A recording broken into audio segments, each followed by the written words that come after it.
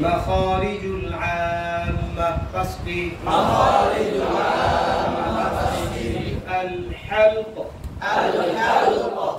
কণ্ঠনালী اللسان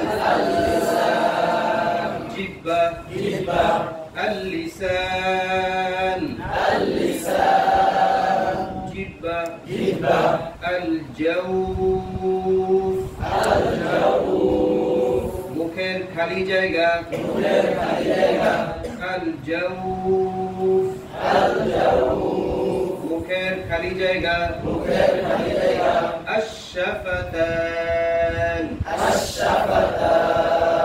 দুই ঠোঁট الشفتان দুই ঠোঁট الخيشوم নাকের বাসি مخارج العامة قصدي الحلق কণ্ঠনালী اللسان জিহ্বা الجوف মুখের খালি জায়গা الشفتان দুই ঠোঁট الخيشوم নাকের বাসি হরফ থেকে কণ্ঠনালী থেকে 6টা হরফ বের হয় হামজা হা আইন হা আইন তারপরে আল লিসান থেকে বের হয় কফের মাখরাজ থেকে নিয়ে শুরু করে একবারে ওয়া জাল তা পর্যন্ত 18টি অক্ষর বলেন কফ কাফ জিম শিন ইয়া দাদ লাম নুন রা তা দাল তা صاد سين زا ওয়া দাল তা 18টি জিহ্বা সংশ্লিষ্ট 18টি তারপরে মুখের খালি জায়গা থেকে 3টি হরফ যখন মদের জন্য ব্যবহৃত হয় তখন বের হয় আলিফ ওয়াও ইয়া আর ঠোঁট থেকে 2 ঠোঁট থেকে 4টি অক্ষর বের হয় ফা মিম ওয়াও বা নাকের বাসি থেকে গুন্না উচ্চারিত হয় কিন্তু মাখরাজের মধ্যে শামিল করে দিল কেন নুন মিম যখন আদায় হয় তখন তার মাখরাজের সাথে সাথে নাকের বাসিতেও যেতে হয় যদি না যায় তাহলে এই হরফগুলো পরিপূর্ণভাবে উচ্চারিত হবে না নষ্ট হয়ে যাবে নুন আদায় করে যদি নাকের বাসিতে না যায় কি হয়ে যাবে আদনা হয়ে যাবে আদনা হবে না আদা এমন হয়ে যাবে তাহলে এটাও মাখরাজের অন্তর্ভুক্ত এজন্য করা হয়েছে শুধু গুন্না না গুন্না সহ নুন এই হরফগুলোকে আদায় করতে হলে নাকের বাসি এবং তার মাখরাজ দুইটা সমন্বয় হইতে হবে বুঝেছি কথা আচ্ছা এখন আসেন আমরা বিস্তারিত যাব আল হালক হালকে 3টা ভাগ করা আছে কয়টা ভাগ একটা হলো আফসাল হালক হালকের শুরু ওয়াসতুল হালক মধ্যভাগ আদনাউল হালক শেষ ভাগ এখন প্রশ্ন হালকের শুরু কোনটা বলেন তো দেখি নিচে আচ্ছা মাশাআল্লাহ এখন আপনি নিচে বলছেন নিচে একটা আঙ্গুল লাগাইবেন এখানে ঠিক আছে আর একটা আঙ্গুল লাগাইবেন এই যে উচ্চ হাত দিয়েছে না এটার কাছে এখন আদায় করেন ই ও আর বুঝেন না কোন জায়গা থেকে আওয়াজটা আসে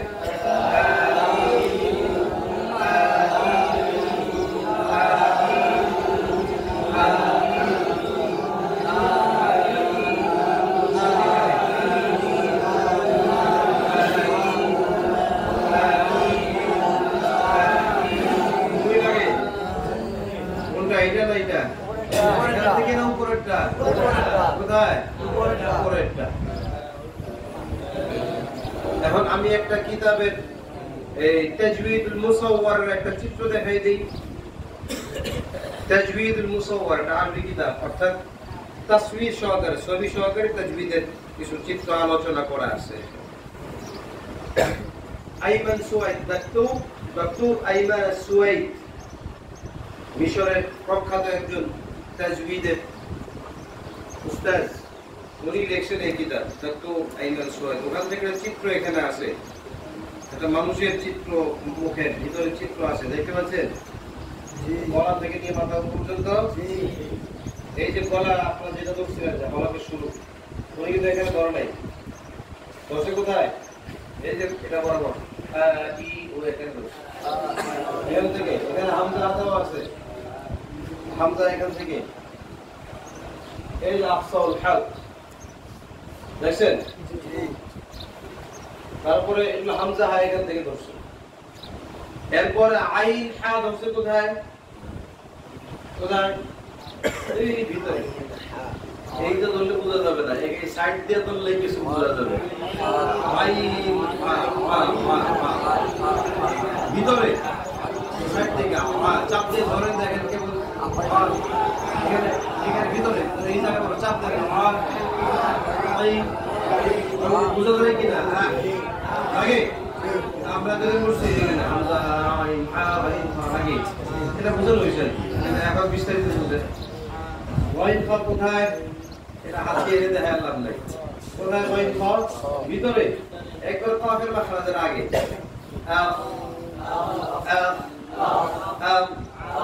তাহলে আমরা হলকের চিত্রটা দেখলাম।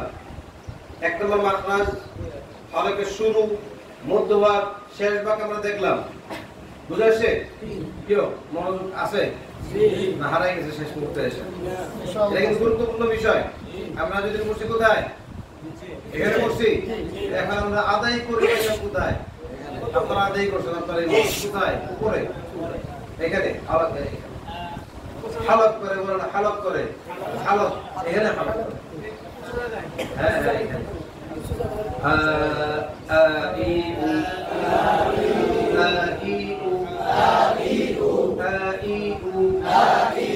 জায়গাটাতে দেবেন না, লড়াই কিনা দেখেন।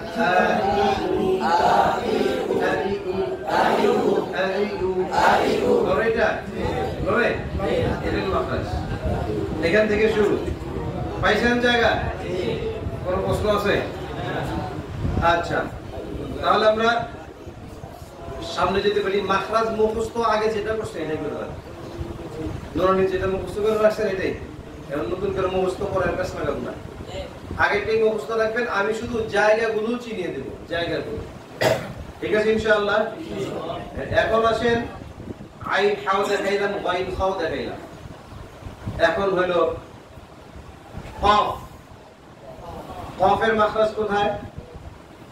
জিহ্বার গোড়া, জিহ্বার গোড়া, কিনারা নাই, জিহ্বার গোড়া। তারপর আবার উপরে তালুর সঙ্গে, তালুটা কোন বরাবর? উপরে আলা জিহ্বা আছে, ছোট আছে কিনা? এ বরাবর এখানে নরম জায়গা। আফসাল হালক হলো এই যে জিহ্বার গোড়া, উপরে তালু, মাআল হানকিল লাহমি। লাহমুর অর্থ কি? গোশত। হানক মানে তালু, যে গোশতযুক্ত তালুর সঙ্গে লাগায় হলো কফ। পাইছেন? গোশতযুক্ত তালু পাইছেন? তাহলে হাত দিয়ে দেখেন, ভিতরে নরম জায়গা আছে। এরপর হইল কাফ, সামনে বাড়বে। এখন এটুকু সামনে বাড়বে। কাফ হইল মাআল হানকিল লাহমি ওয়াল আযম, অর্থাৎ গোশতযুক্ত তালু এবং হাড্ডিযুক্ত তালু দুইটার সমন্বয়, দুইটা মাঝামাঝি। এখান থেকে আক আক আক আক আক আক ইক উক আক ইক উক। তারপরে হলো জিম শিন ইয়া। কালকে বলছিলাম জিম শিন ইয়ার পার্থক্যগুলো বুঝেছিলাম। ইয়া, তারপরে শিন জিম, ইয়া শিন জিম, জিহ্বার মধ্যভাগ, তারপর আবার উপরে তালুর সঙ্গে লাগিয়ে। কিন্তু কতটুকু লাগে, কতটুকু চাপ অনুভূত হয়, এটা কালকে আমরা সিফাত করার সময় কিছু আলোচনা করছিলাম, মনে আছে তো? হ্যাঁ। এখন আসেন বদ। বদের মাখরাজ কোথায়? জিহ্বার গোড়ার কিনারা। এই গোড়ার কিনারা কোন পর্যন্ত আসবে? জিহ্বার গোড়ার কিনারা কোন পর্যন্ত আসবে? দাঁতের নাম প্রসেদ্ধ, প্রসেদ্ধ দাঁতের নাম ভাই দাদার নাম পড়াইছে না? কি কয়? একটু সংক্ষেপে বলে দিই। পূর্ণ বয়স্ক মানুষের মুখে 32টা দাঁত থাকে। কয়টি দাঁত? 32টি। উপরের পাটিতে 16টা, নিচের পাটিতে 16টা। সামনে একবার সামনে যে দুইটা বড় বড় দাঁত আছে, মোটা কোদালের মতো আছে না, মোটা বড় বড়, হ্যাঁ হ্যাঁ, এই দুইটা দাঁতকে বলে থানায়া উলিয়া। মনে রাখবেন, উপরটাকে বলে থানায়া, নিচেরটাকে বলে উলিয়া, নিচেরটাকে বলে সানায়া সুফলা। উপরের সবগুলো থানায়া উলিয়া না উলিয়া, এটা সুফলা। উলিয়া আর সুফলা সব এখান থেকে যা সবগুলো উলিয়া, নিচের গুলো সবগুলো সুফলা। এখন এই উলিয়া সুফলার নাম আছে আলাদা। এই দুইটা হলো থানায়া উলিয়া, নিচের দুইটা হলো এই বরাবর থানায়া সুফলা। এককে বলে থানায়া, কি বলে? থানায়া। থানায়ার চার পাশে 4টা দাঁত আছে। উপরে এই পাশে ডান পাশে একটা, বাম পাশে একটা, নিচে ডান পাশে একটা, বাম পাশে একটা। এটাকে বলে রুবাইয়াত। কি বলে? রুবাইয়াত। কয়টা হলো? 4 বলে 8। 4 বলে কত? 8। এরপরে রুবাইয়াতের চার পাশে 4টা দাঁত, চার পাশে 4টা চোখা চোখা দাঁত, চোখা চোখা, একটু চোখা। এই দাঁতগুলো একটু চোখা। এটা 20 দাঁত কয়। এটা কি কয়? 20 দাঁত। এই কুকুরজন এই করে দেখছেন, তাহলে 20 দাঁত। হ্যাঁ, সাপের গুলো দেখবো 60 টাকা। হ্যাঁ, বিড়াল যখন একটা ড্রপ দেখাইছিল শহরে, তখন কয়, হ্যাঁ, তখন কিন্তু এই করে 60 টাকা বের হয়। কিন্তু বাঘের টো দেখবে 60 টাকা। হ্যাঁ, এই চোখা দাঁত গুলো হলো 20 দাঁত। এই যে চোখা দাঁত, এগুলোকে বলে হলো আনিয়াব। থানায়া, রুবাইয়াত, আনিয়াব। 3 4 কত হলো? 12। এই 12টি দাঁত হলো আপনার চিকন চিকন দাঁত, পাতলা দাঁত। উপরে 6টা, নিচে 6টা। এরপর আর চিকন দাঁত না, এরপর মোটা দাঁত শুরু হইলো। এরপর এই যে আপনি আনিয়াবের চার পাশে 4টা দাঁত মোটা মোটা শুরু হইলো, মোটা দাঁত। এটাকে বলে দাওয়াহিক। হাস্য দাঁত। হাসলে দেখা যায়, যখন মানুষ পাখা করে হাসে তখন দেখা যায় দাঁত প্রচুর। হ্যাঁ, 32টা দাঁত দেখা যায় না, 32টা দেখা যায় না, দেখা যায় এই পর্যন্ত। এটা বলে দাওয়াহিক বলে। হাসলে এই পর্যন্ত আসে, দাওয়াহিক পর্যন্ত। বুঝেছি কথা? আচ্ছা, তাহলে কয়টা হইলো? 12 আর 4 16। দাওয়াহিকের চার পাশে এখন 3টা নেই। এই পাশে 3টা, উপরে এই পাশে 3টা, নিচে এই পাশে 3টা, বাম পাশে 3টা। 3 4 কত? 12। এই 12টি দাঁতকে বলে ফাওয়াহিন। ফাওয়াহিন। কয়টা হলো? 16 আর 12 কত? 28। 16 আর 12 28। এখন সর্বশেষ একবারে কোনায়, বিলকুল আখির মে, একবার শেষ সীমার ভিতরে 4টা আরো দাঁত আছে। এটাকে বলে নাওয়াজিল। নাওয়াজিল। নাওয়াজিল। থানায়া, রুবাইয়াত, আনিয়াব, দাওয়াহিক, طواحن، نواجذ، ثنايا، رباعيات، أنياب، طواحن، نواجذ। সামনের 4টা দাঁত কি বলে? এরপরে 4টাকে, এরপরে 4টাকে চিকন দাঁত শেষ। কয়টা হইলো? 12টা। এরপরে মোটা দাঁত শুরু হইলো। এরপর 4টাকে তাওয়াহিক, এরপরে তাওয়াহিন, নাওয়াজিদ। বলেন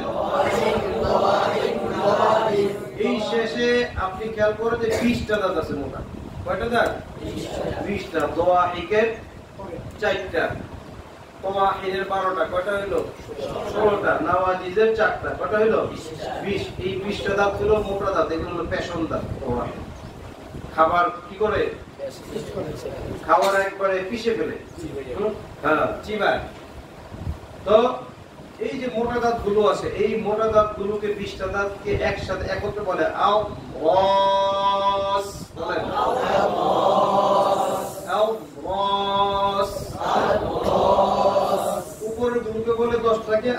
আদরাসে উলিয়া কি বলে নিচের গুলোকে আদরাসে সুফলা আমি আগে বলছি উপর গুলো উলিয়া নিচের গুলো সুফলা সানায়া উলিয়া সানায়া সুফলা উপর দুইটা রুবাইয়াত উলিয়া তারপরে রুবাইয়াত সুফলা তারপরে আলিয়াত উলিয়া আলিয়াত সুফলা দাওয়াহিক উলিয়া দাওয়াহিক সুফলা দাওয়াহিক উলিয়া দাওয়াহিক সুফলা নওয়াজিজ উলিয়া নওয়াজিজ সুফলা তো একত্রে বিশ্বদাতি কি বলে আদরাস আদরাস উলিয়া পরে 5-10টি দাঁতকে বলে আদরাস উলিয়া দাঁত আদায় করার সময় আদরাস উলিয়ার গোড়া লাগবে জিহ্বার গোড়া এখান থেকে একবার এই দাওয়াহিক পর্যন্ত হিসাবে কোন পর্যন্ত দাওয়াহিক পর্যন্ত এসে লাগবে এটাকে বলে আদরাস কি বলে আদরাস উলিয়া এখন আপনি লাগায় দেখেন আলিফ দাল জবর আউম আলিফ দাল জবর আউম আউম আউম wow দুহা wow দুহা wow দুহা wow দুহা wow দুহা wow দুহা wow দুহা wow দুহা এই যে একটা জিহ্বা এই যে দেখেন দেখছেন জিহ্বার দুই পাশে সবুজ দেওয়া আছে কি না আছে এই যে মাটির ভিতরে দাঁতের গোড়ার সাথে সবুজ দেওয়া আছে দেখছেন আছে ওই জিহ্বার যে সবুজ অংশ এই যে এখানে এই যে দাঁতের গোড়ার সঙ্গে সবুজ অংশ এটা এসে মিলবে আও আও আও আও আও আও আও আও আও আও বাস এই যে হলুদ অংশ যেটা হলুদ এই হলুদটা আসবে কোথায় লামে হলুদ আসবে কোথায় লাম এই যে হলুদ জিহ্বার আগে হলুদ করে দিয়েছে দেখছেন এই জিহ্বার হলুদ এলো দাওয়াহিক থেকে নিয়ে আরেক দাওয়াহিক পর্যন্ত এই যে মোটা দাঁত থেকে নিয়ে আরেক মোটা দাঁত পর্যন্ত দাওয়াহিক থেকে দাওয়াহিক 8 দাঁত লামে আসবে 8 দাঁত বরাবর তালুর সঙ্গে আমরা 8 দাঁতের গোড়া বলেন না আমরা যেগুলো 8 দাঁত কই গেছে 8 দাঁতের গোড়া না 8 দাঁত বরাবর তালুর সঙ্গে লাগায়া লাম আল আল আল আল আল তাহলে আমরা এখান থেকে বুঝি জিহ্বার গোড়ার কিনারা কোন পর্যন্ত আসছে দাওয়াহিক পর্যন্ত একবারে পুরো জিহ্বার কাছাকাছি চলে আসছে আও আও আও আও দুই সাইড থেকে সহজ অনেকে বলে এক সাইড থেকেও হবে আল্লাহ রাসূল সাল্লাল্লাহু আলাইহি ওয়াসাল্লাম দুই সাইড থেকে উচ্চারণ করতেন হ্যাঁ দুই সাইড থেকে আদায় করতেন ওয়ালাউ দাল্লিন ওয়ালাউ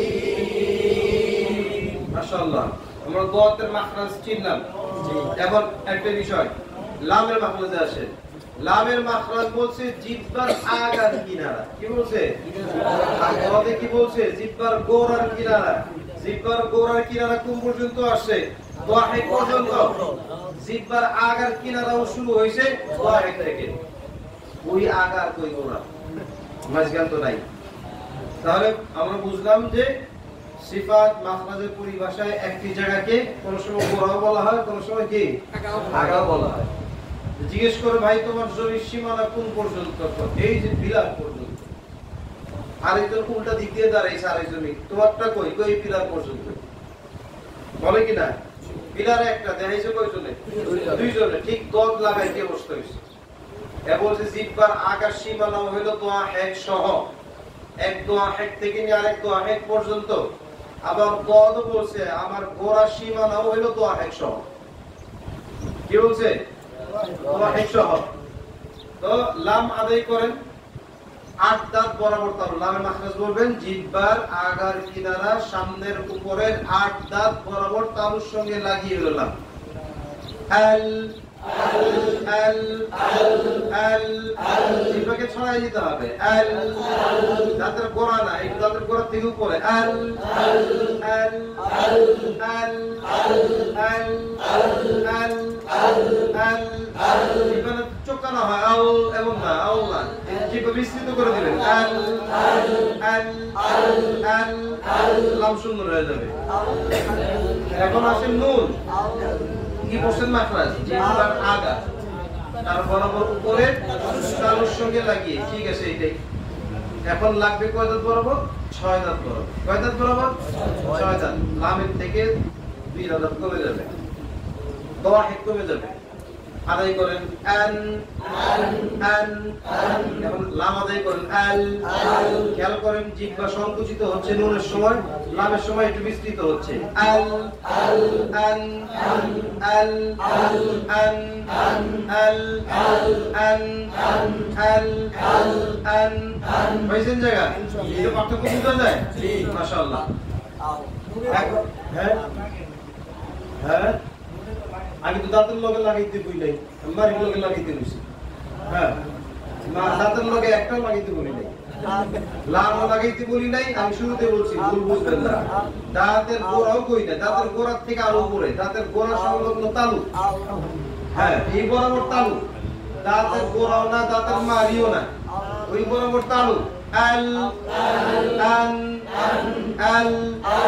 আন বুঝছে লাম নুন আদায় করার সময় খেয়াল করেন এই যে জিহ্বাটা লাগছে এইভাবে লাগছে কিভাবে যেভাবে ছিল এইভাবে লাগছে আল আল র বলার সময় জিহ্বার আগাটা ঠিক একটু কি হয়ে যাবে বাঁকা হয়ে এই জিহ্বার আগা এই সোজা অংশটা সামনে 4 দাঁত বরাবর তালুর সঙ্গে লেগে যাবে আল্লাহ আল্লাহ দাঁতের গোড়া কি বরাবর তালু আবার মাঝে একটু ফাঁকাও থাকে র আদায় করার সময় মাঝে দিয়ে একটু ফাঁকা থাকে আল্লাহ আল্লাহ লিল্লাহ লিল্লাহ আল্লাহ আল্লাহ এই যে মুখ এই যে র আদায় করছে এই যে একটু ফাঁকা দেখা যায় তিন দাঁতের মাঝে এটা আপনার করা লাগবে এটা এমনি হবে কারণ ভাইব্রেশন করতেছেন তো Allah Allah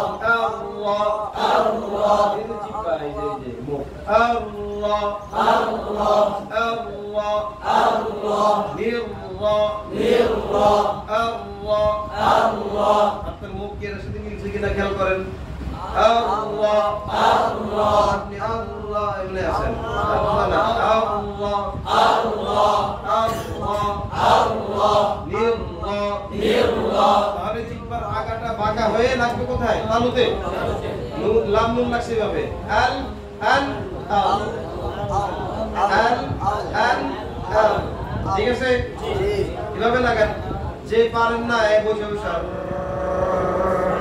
এমন করবেন তাহলে রড ঠিক হয়ে যাবে ইনশাআল্লাহ ঠিক আছে আল্লাহ আল্লাহ নির্রা নির্রা বাস এরপরে 10 নম্বর মাখরাজ কি র র 11 নম্বর জিহ্বার আগা উপরে দুই দাঁতে রসল লাগিয়ে আপ আপ আদ আদ আদ আদ আদ আদ শেষে মাথা ছেড়ে দিতে হবে আদ হামজা আছে তো আদ আদ আদ আদ আদ আদ আদ আদ আদ এমন যেন না হয় আদ আদ আদ আদ আদ আদ আপ আপ আপ আপ কিতাবে কি কিছুই নাই আমি যা বলতেছি কিছুই বুঝে কিতাব কিলে হয়ে গেল হ্যাঁ কিতাবের লেখার হাইসিয়ত একটা বোঝানোর হাইসিয়ত আরেকটা যদি কিতাব দেখেই সব বুঝতো তাহলে ক্লাস লাগতো না তাই না ওস্তাদ লাগতো না তাহলে বাংলা রিডিং পড়লে কিন্তু যদি মাস্টার সাথে ভর্তি হয়ে যায় বাংলা রিডিং তো ভর্তি করবে হ্যাঁ হ্যাঁ আচ্ছা ইংলিশটা কোনো রকম শিখলে যা পড়লে যা হ্যাঁ আল্লাহ গুনাহ ওস্তাদ লাগে সব বিষয় কি বই লেখার পদ্ধতি একটা পড়ানোর পদ্ধতি আরেকটা এখন যেটা বলতেছি এটাই বুঝেন পরে কিতাবের সাথে মিলাই নেবেন ঠিক আছে আচ্ছা কারণ লেখার পদ্ধতি একরকম হ্যাঁ কোথায় ছিলাম পদ আলতা শেষ এরপরে সদ সিন জা মাখরাজ কি বলেন হ্যাঁ মাখরাজের কথা বলটা ঠিক আছে সংজ্ঞা ঠিক আছে এখন যদি কেউ জিজ্ঞাসা করে আপনাকে তোমার জিহ্বার আগা কয়টা কি বলবেন জিহ্বার আগা কয়টা একটা কিন্তু জিহ্বার আগারে জায়গা দেখাই দিল কয়টা দুইটা দাঁতের পেট ও আগা।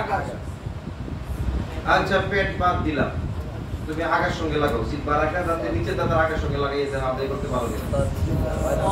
দেখেন পারে কিনা? সব বললে হবে না, সাকিন করেন। আগার সঙ্গে লাগাইবেন না, এখানে হবে না, হবে না, হবে না, হবে না। জিহ্বার আগা সামনে নিচে দুই দাঁতের আগার সঙ্গে লাগাইবেন, পারবেন কিনা দেখেন তো? পারবেন না? বুঝেন নাই? জিহ্বার আগা লাগাইবেন সামনে নিচে দুই দাঁতের আগার সঙ্গে লাগান। পারবেন না? অনেকে বুঝতেছে না কি বলতেছে। আচ্ছা ঠিক আছে, এখন জিহ্বার আগা লাগাইবেন নিচের দুই দাঁতের পেটের সঙ্গে, কিন্তু দুই দাঁত একসাথে লাগাইতে পারবেন না, আদায় করেন। আগা লাগে দুই দাঁত লাগাবেন না, জিহ্বার আগা নিয়ে লাগাইবেন নিচের দাঁতের পেটের সঙ্গে, দুই দাঁত লাগাইবেন না। এই পারেন কিনা? পারবেন? আমি দুইটা জায়গা দেখাইলাম, কোনটাই পারলেন না, এটা সম্ভব না। তাহলে আমাদের বুঝতে হবে সদ সিন যা আদায় করার সময় জিহ্বার অগ্রভাগ লাগবে সানায়ের সুফলা, সামনে নিচে দুই দাঁতের মধ্যভাগের সঙ্গে লাগবে জিহ্বার অগ্রভাগ, আর নিচের দুই দাঁতের অগ্রভাগ লাগবে উপর দুই দাঁতের সঙ্গে। এখন আদায় করেন, দুই দাঁত চাইবা ধরেন, যত চাপ দিবেন তত সুন্দর হবে।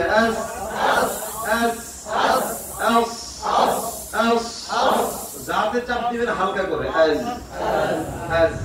কোনো চাপ হবে না, এর কোনো চাপ হবে না, লাগবে।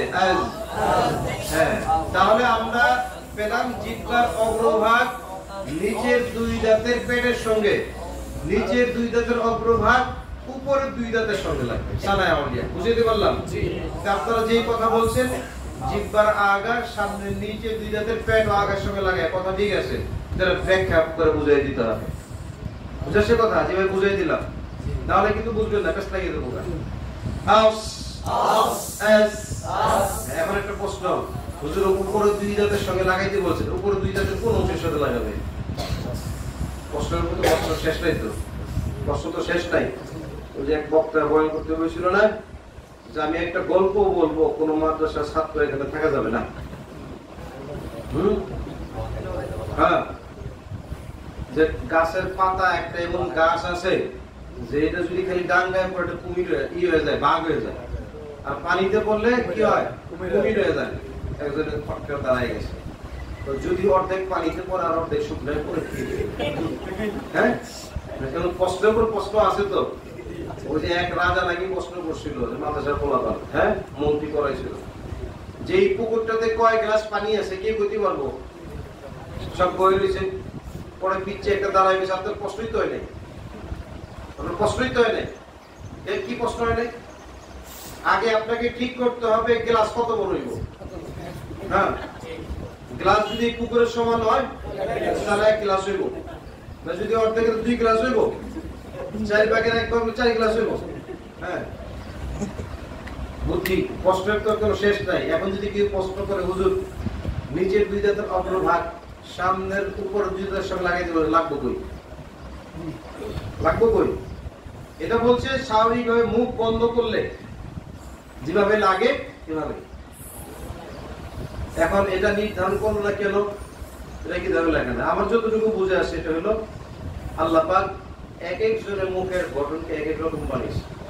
কারো কারো দাঁত একটু বড় করে বানাই দিয়েছে সামনে বাঁকা, এর যদি করে তুই নিচে দুই দাঁতের আগা সামনের উপর দুই দাঁতের লগে লাগান, পারবো জীবনে?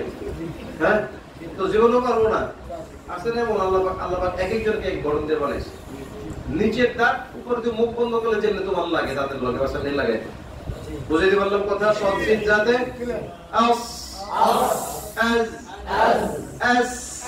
পারবেন ইনশাআল্লাহ। এখন আসেন মাখরাজ বলেন। জিহ্বার আগা সামনের উপরে দুই দাঁতের লাগিয়ে একটু পার্থক্য আছে। আলিফ ব জবর আও, জিহ্বা কিন্তু একটু বাইরে নাই, সমান সমান ঢুকে ভিতর দিকে ঢুকে গেছে, দাঁতের আগার সঙ্গেই লাগছে। আও আও আও সমান হয়ে গেছে, কিন্তু লাল আদায় করেন একটু বেড়ে গেছে, তাহলে বুঝলাম জিহ্বার অগ্রভাগের পিছনের এই অংশ থেকে এলো আও ওয়া, আর এই উপর অংশ থেকে এলো দাল। এটা বুঝলাম আলহামদুলিল্লাহ, না বুঝলাম আলহামদুলিল্লাহ, সমস্যা নাই, এটা না বুঝলেও শুনবো। হ্যাঁ, আও আল আত আত আত লাগছে আগে কিন্তু বাতাস বের হইতেছে। আচ্ছা শেষ মোটামুটি। এরপর আসলে ফা, আলিফ ফা জবর আ, অনেকে আদায় করতে যায় কেমন করে ভিতর নিয়ে যায়, মুখ বন্ধ করলে যে মাঝের অংশটা থাকে স্বাভাবিকভাবে মধ্যভাগ এটা আওয়াজ বের হইতে হবে।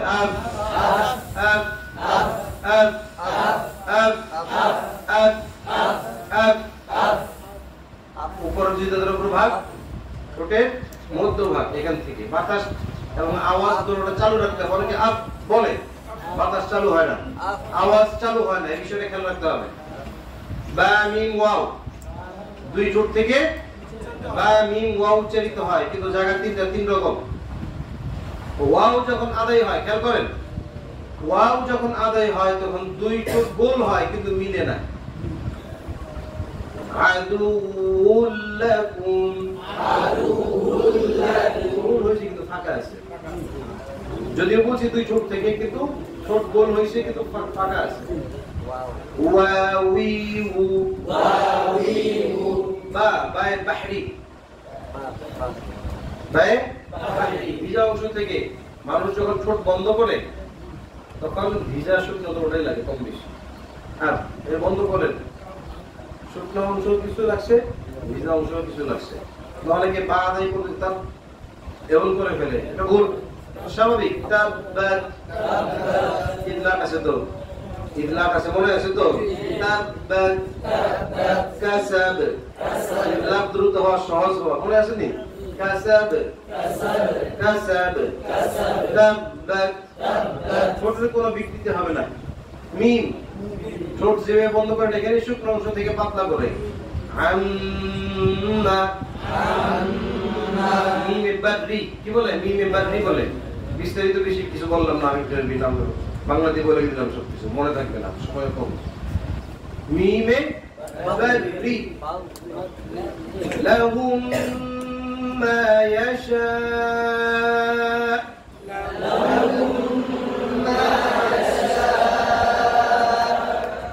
মুখের খালি জায়গা থেকে মাদের হরফ আদায় হয় কখন? যখন এই হরফগুলোতে মাদ হয়। মা, উ, ই, খালি জায়গা থেকে আসতেছে। আচ্ছা, এখন নাকের বাসি কোথায়? কোথায় নাকের বাসি? কোথায়? এই যে শক্ত হাড্ডি, এটা ভিতরে নাকের বাসি, পুরোটা না, পুরোটা না, এটা হলো হাড্ডির ভিতর যে অংশটা, এর নাকের বাসি, এর শক্ত হাড্ডি। পরে ভিতরে আবার কিন্তু একটা নরম কি আছে, হাড্ডি আছে, দুইটার একটা চাপ আছে, এখানে একটা চাপ আছে। এই চাপটাতে এখান থেকে এসে গুন্নাটা আদায় হয়। বাঁশি দেখছেন? বাঁশি, বাঁশির মুখটা তো অনেক বড় থাকে, যেখান থেকে বাতাসটা পাস ওই জায়গাটা একবার চাপা থাকে, ছোট। দেখছেন তো কোনো সময়? মাইক, মাইক দেখছেন তো, বিশাল বড় বড় মাইক, কিন্তু ইউনিটটা ছোট, থেকে ছোট হয়ে বের হয়, ছোট হয়ে বের হয়, আওয়াজ বেশি হয়। আল্লাহ পাক আমাদের এখানে বানাই দিয়েছে, এটা দেখে মানুষ মাইক বানায়। হ্যাঁ, লাহুম লাহুম মা ইয়াশা,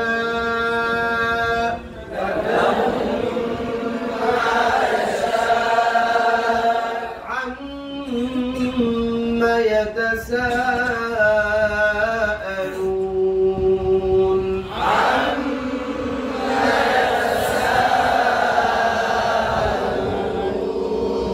আমরা মাখরাজ বললাম, মোটামুটি জায়গাগুলো চিনলাম, এটা হলো সবচেয়ে বেশি জরুরি। আমাদের ছেলেরা দৌড়ানিতে মাখরাজ পড়ে আবার ভুলে যায়, নাজরাতে পড়ে আবার ভুলে যায়, হেফজখানায় পড়ে আবার ভুলে যায়। পরীক্ষার আগে কোনো রকম মুখস্থ করে পরীক্ষা দিয়া ওখানে রেখে আসা নাকি পড়া পাওয়া যায় না। কারণ কি, আর নাম্বার মুখস্থ করে নাম্বার পেশ লাগলে মাখরাজও পেশ লাগে। এই জন্য মাঝে মধ্যে নাম্বার না জিজ্ঞেস করে বলবেন মাখরাজ কো, নাম্বার বলা দরকার নেই, মাখরাজ কো, মাখরাজ চিনাই দিবেন। সবক শাস্ত্রবক শুনছেন, সর্বশেষ একটা আয়াত পড়ছে, হ্যাঁ এই যে এখানে যেটা বের করছে এটা বের হয়েছিল বিসমিল্লাহির রহমানির রহিম وَهُزِّي إِلَيْكِ بِجِذْعِ النَّخْلَةِ تُسَاقِطْ عَلَيْكِ رُطَبًا جَنِيًّا জানিয়া এটা মত হলো কি মাদ মধ্যে রিওয়াল, মধ্যে রিওয়াল কাকে বলে? দুই জবর উপর ওয়াক কইরে মধ্যে রিওয়াল সহজ সংজ্ঞা। ইয়ার মাখরাজ কও, তাহলে মাখরাজ কও, মাখরাজ না নাম্বার না বুঝে তুই মাখরাজ কও। জিহ্বা মধ্যবাক এখান থেকে উপরদানের সঙ্গে লাগিয়ে কি উচ্চারিত হয়? ইয়া রুতাবান, বার মাখরাজ বলো, দুই ঠোঁটের বিজয় অংশ থেকে বা উচ্চারিত হয়। বাস এইভাবে একটা দুইটা করে প্রতিদিন ধরে ছেড়ে দিবেন, সবক হোক সাতচবক হোক আমুক্তা হোক, তখন দেখবেন এরা মাখরাজ একবার ঠোঁটস্থ করে ফেলছে, পড়ার মধ্যে প্রয়োগ হয়ে যাবে, আর বলবে না কোনো। ঠিক আছে ইনশাআল্লাহ। আল্লাহ পাক আমাদেরকে মাখরাজ সিফাত ভালো করে আদায় করে পড়ার এবং পড়ানোর তৌফিক দান করুন। আমিন। আসসালামু আলাইকুম ওয়া রাহমাতুল্লাহি ওয়া বারাকাতুহু।